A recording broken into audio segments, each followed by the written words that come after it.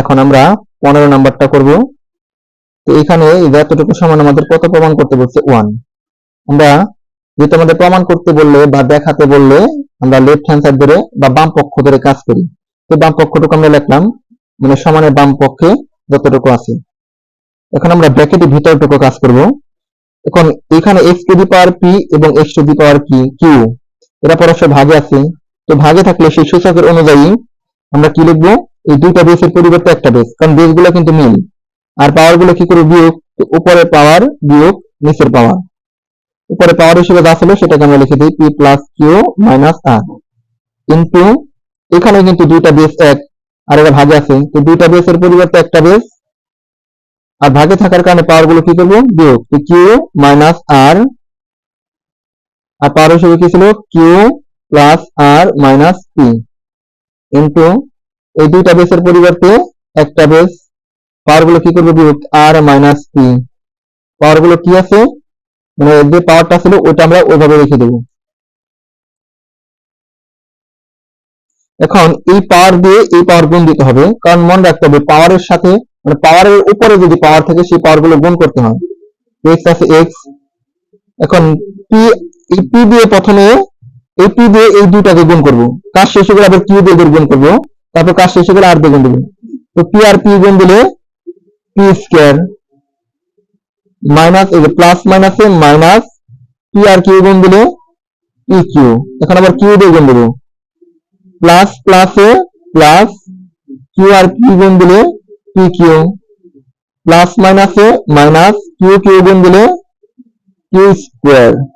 এখন আবার আর দিয়ে গুণ দেবো, মাইনাস আর এর সামনে প্লাস আছে, তো প্লাস মাইনাসে মাইনাস, পি এবং আর গুণ দিলে হয় পি আর, মাইনাসে মাইনাসে প্লাস, কিউ এবং আর গুণ দিলে হয় কিউ আর। এখন অনুরূপভাবে আমরা এটাও করবো, এক্স আছে এক্স লিখে দিই। এখন এই কিউর সাথে এই কিউর গুণ দেবো, কিউ কিউ গুণ দিলে কিউ স্কোয়ার, প্লাস মাইনাসে মাইনাস, কিউ এবং আর গুণ দিলে হয় কিউ আর। এখন আবার এই আর দিয়ে গুণ দেবো, প্লাস প্লাসে প্লাস, কিউ এবং আর গুণ দিলে হয় কিউ আর, মাইনাস প্লাসে মাইনাস, আর আর গুণ দিলে হয় আর স্কোয়ার। এখন আবার এই পি দিয়ে গুণ দেবো, তো মাইনাস প্লাসে মাইনাস, পি এবং কিউ গুণ দিলে হয় পি কিউ, মাইনাসে মাইনাসে প্লাস, পি এবং আর গুণ দিলে হয় পি আর। এখন আমরা এটা লিখবো, এই যে নিচে আমরা ইন্টু চিহ্ন দিয়ে লিখি, আর এবং আর গুণ দিলে হয় আর স্কোয়ার, প্লাস মাইনাসে মাইনাস, পি এবং আর গুণ দিলে হয় পি আর। আবার এখন পি দিয়ে গুণ দেবো, প্লাস প্লাসে প্লাস, পি এবং আর গুণ দিলে হয় পি আর, এই যে প্লাস মাইনাসে বা মাইনাস প্লাস একই কথা, প্লাস মাইনাসে মাইনাস, পি এবং পি গুণ দিলে হয় পি স্কোয়ার। এখন আবার কিউ দিয়ে গুণ দেবো, তো মাইনাস প্লাসে মাইনাস, কিউ এবং আর গুণ দিলে হয় কিউ আর, মাইনাসে মাইনাসে প্লাস, কিউ এবং পি গুণ দিলে হয় পি কিউ। এখন এখানে দেখি কোনো কাজ হয় কিনা, এখানে এই পি কিউ আর এই পি কিউ পরস্পর কিন্তু কেটে যায়, কারণ একই রকম জিনিস তাদের চিহ্ন আলাদা।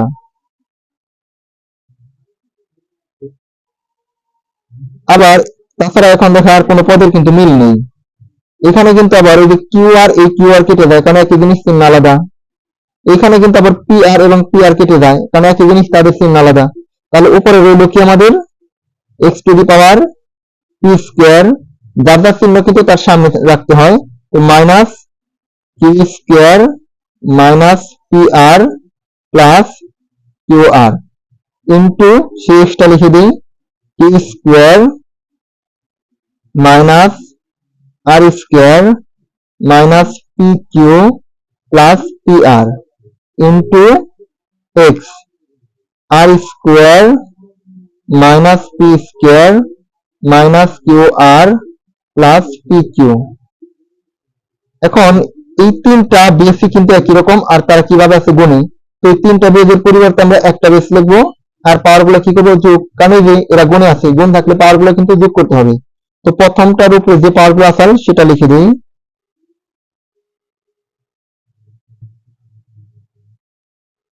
ইভেন গুণ থাকার কারণে এখানে প্লাস দিতে হবে, এই পাওয়ার গুলো লিখবো q square minus r square minus p q plus p আর।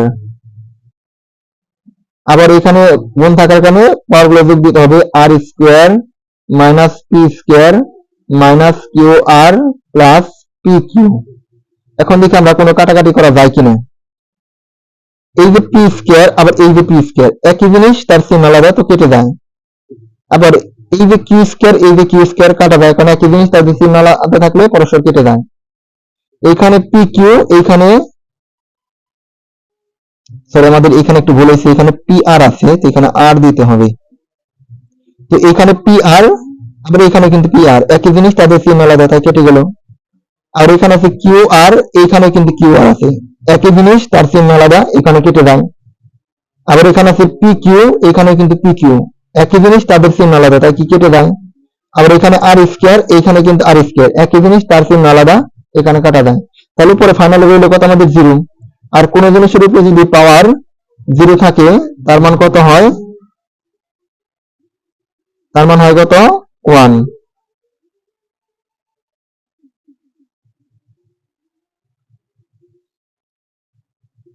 তো এটাই কিন্তু আমাদের প্রমাণ করতে বলছে।